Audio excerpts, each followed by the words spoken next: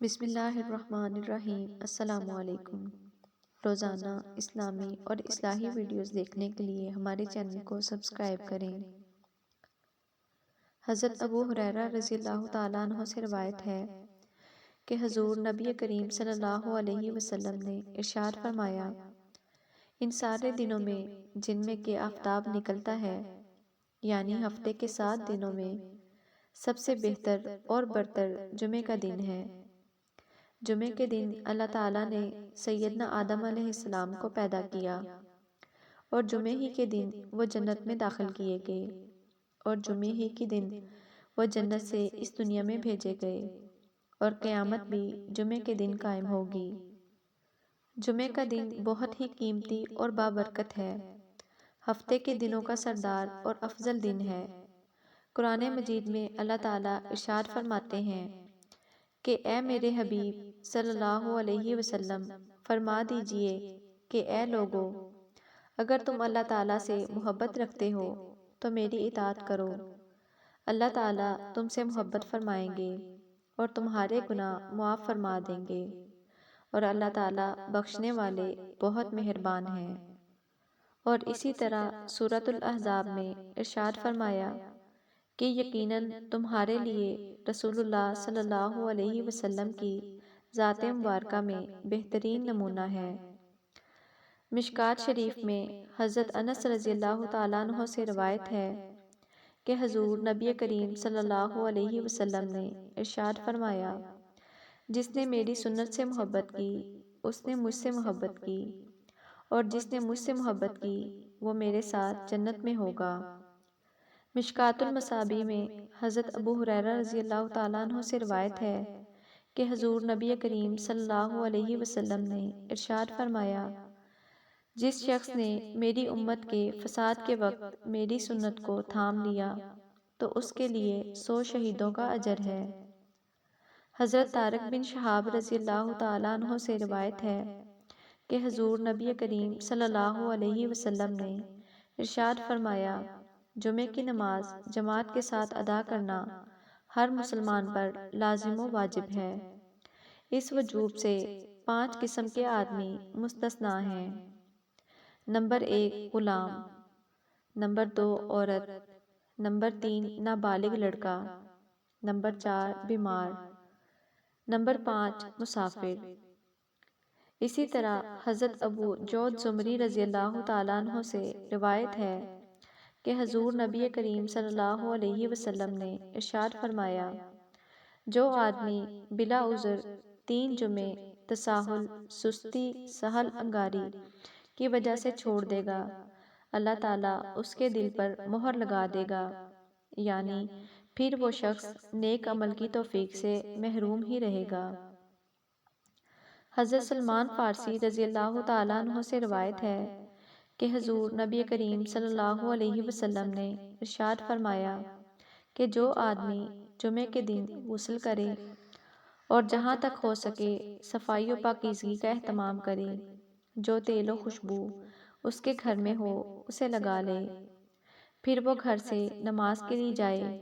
اور مسجد پہنچ کر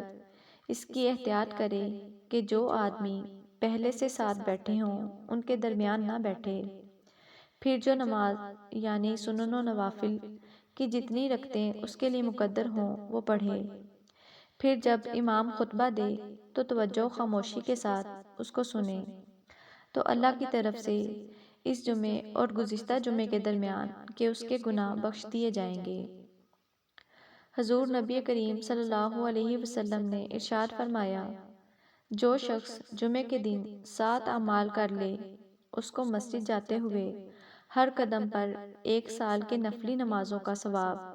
اور 1 سال کے نفلی روزوں کا اجر و ثواب ملے گا۔ وہ 7 اعمال یہ ہیں: نمبر 1 غسل کرنا، نمبر 2 اچھے کپڑے پہننا، نمبر 3 مسجد جلدی جانے کی فکر کرنا، نمبر 4 مسجد پیدل جانا، نمبر 5 امام کے قریب بیٹھنے کی کوشش کرنا، نمبر 6 خطبہ غور سے سننا، نمبر 7 کوئی بےہودہ لغو کام نہ کرنا۔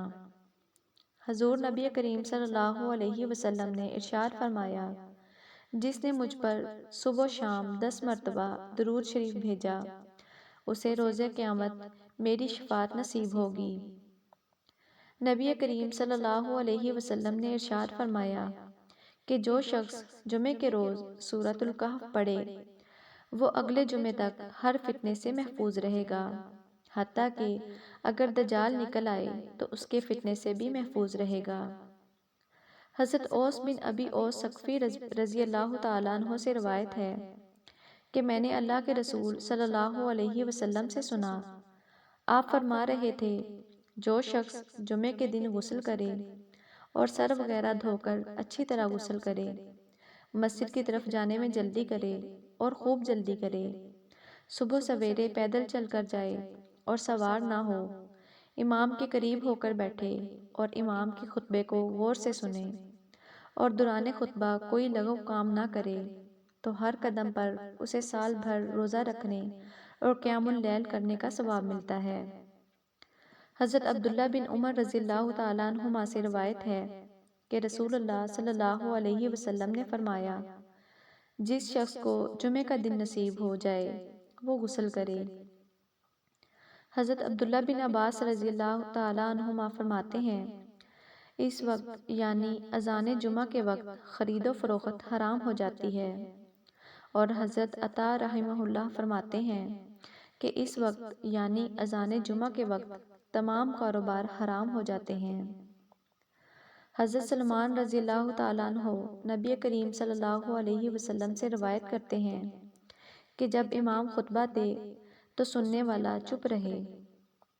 حضرت اوس بن اوس رضی اللہ تعالیٰ عنہ سے روایت ہے کہ نبی کریم صلی اللہ علیہ وسلم نے فرمایا، جمعے والے دن مسجد پہنچ کر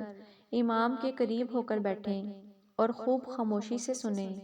اور مکمل چپ رہیں۔ حضرت ابو سعید رضی اللہ تعالیٰ عنہ سے روایت ہے کہ حضور نبی کریم صلی اللہ علیہ وسلم نے ارشاد فرمایا، جو شخص جمعے کے دن سورۃ الکہف پڑھے اس کے لیے نور روشن ہو جائے گا 2 جمعوں کے درمیان۔ حضرت سیدنا علی بن ابی طالب رضی اللہ تعالیٰ عنہ سے روایت ہے کہ حضور نبی کریم صلی اللہ علیہ وسلم نے ارشاد فرمایا،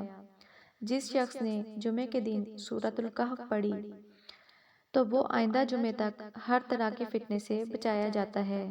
یہاں تک کہ اگر دجال بھی نکل آئے تو اس سے بھی محفوظ رہے گا۔ اسی طرح حدیث مبارکہ میں آتا ہے کہ جس شخص نے سورۃ الکہف کی پہلی 10 آیتیں حفظ کر لیں اور پابندی سے پڑھتا رہا وہ دجال کے فتنے سے بچا لیا جائے گا۔ اسی طرح آخری 10 آیتوں کے متعلق بھی روایت آتی ہے، اور اسی طرح ایک روایت میں یہ بھی آتا ہے کہ جو شخص سورۃ الکہف کی پہلی 3 آیتیں پڑھتا رہے گا وہ بھی دجال کے فتنے سے محفوظ رہے گا۔ احادیث شریف کی روشنی میں جمعے کے دن قبولیت والی گھڑی کے متعلق علماء نے 2 وقتوں کو ذکر کیا ہے۔ دونوں خطبوں کے درمیانی وقت جب امام منبر پر کچھ لمحات کے لیے بیٹھتا ہے، زبان کے بجائے صرف دل میں دعا کریں، غروب آفتاب سے کچھ وقت قبل۔ جمعے کے دن دعا مانگنا خاص کر دونوں خطبوں اور عصر سے مغرب کے درمیان۔ واضح رہے کہ دونوں خطبوں کے درمیان دعا صرف دل میں کی جائے، زبان سے نہیں، اور نہ ہی اس کے لیے ہاتھ اٹھائے جائیں گے۔ اللہ کریم سے دعا ہے کہ ہمیں مبارک ایام کو سنت کے مطابق گزارنے کی توفیق عطا فرمائے، آمین۔ ناظرین، کمنٹ باکس میں اللہ کے 99 ناموں میں سے کوئی ایک ضرور ٹائپ کریں۔ شکریہ۔